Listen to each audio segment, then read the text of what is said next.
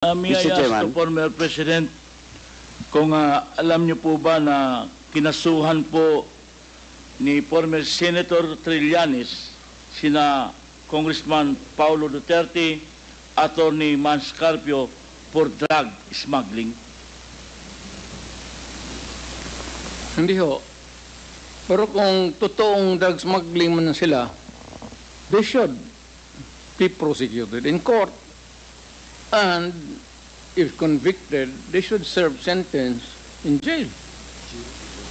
Hindi ko pipigilan yan. Kung anak ko, kung totoo. Ngayon, yung narration dito hindi ko kilala itong taong to, forgot his name.